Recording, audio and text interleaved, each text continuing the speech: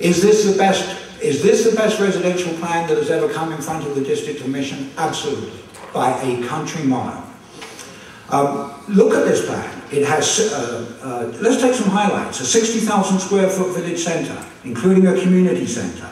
The tree canopy, far from being scalped as was suggested, the tree canopy will still cover 40% of that site.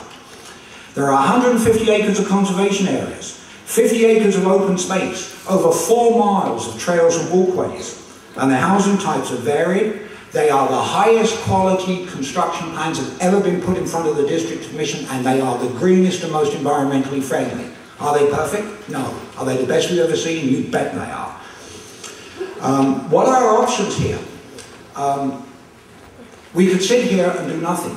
If that happens, there are things that have to be understood in this community. One is that the hydrology studies show very clearly that water is running out on that hill. If we do nothing, it needs to be understood that the future with rural subdivisions is not an option in that area. The water will not support it. So anybody living in that area who has thoughts of doing the traditional thing of subdividing their property as a legacy to their children, forget it, because it will not happen unless water goes to that area. The other criticism has been of the phased development agreement, which brings some certainty to Genstar. Well, first of all, let's see what that phased development agreement gives Genstar. It does not give Genstar zoning approval for 20 years in the future.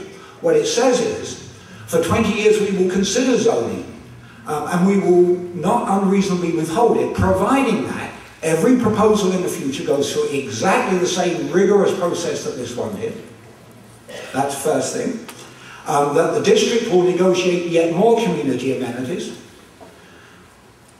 All of those things have to be done.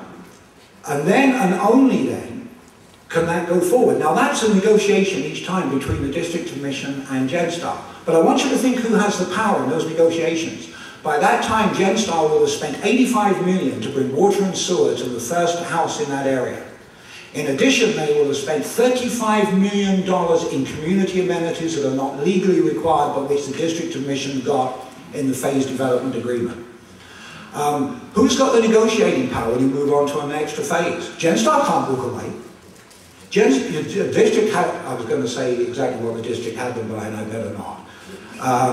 But the district has a negotiating power.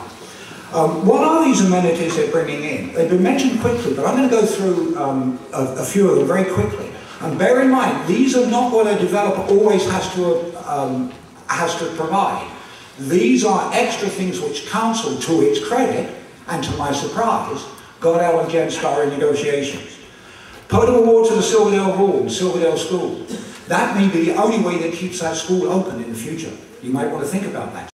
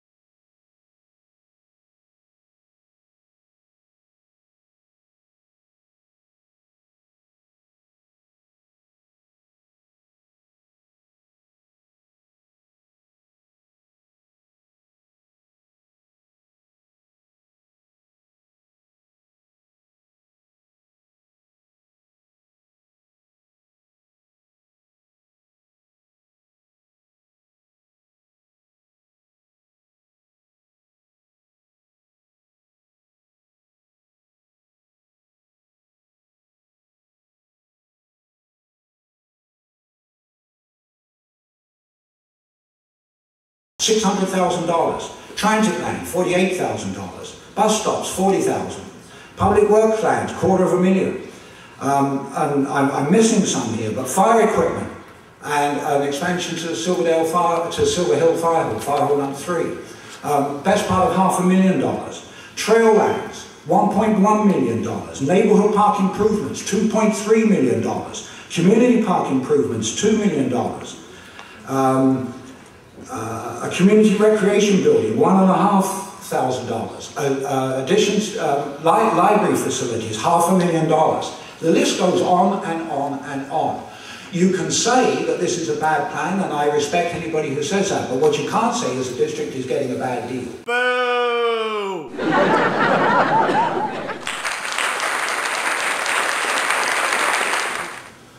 So now we come to the question of the technical studies. And the problem with the technical studies is that there are differing technical opinions between the various parties. The thing that everybody needs to remember is that even if Council approves this plan and gives it third reading, it will not proceed to adoption until all of the issues with the Department of Fisheries and the Ministry of the Environment are cleared off. And that means the scientists on both sides of this issue sitting and talking to each other. Mr. Mayor, my time's running short. I'm going to make one suggestion. There are a number of sweeping statements about the scientific evidence that are being made.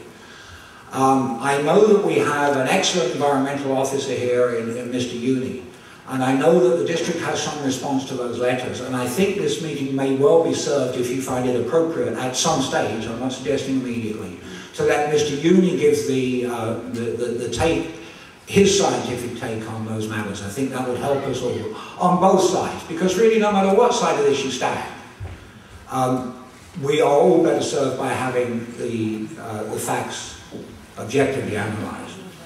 Lastly, I come to the question of whether this council should approve this plan or not approve this plan, or whether this council should make a decision. I can live with any decision this council takes, but I plead with this council, you take the decision. It's very attractive to say, oh, well, no, let's just leave it to a new council. It would be inappropriate for this council at the end of its mandate.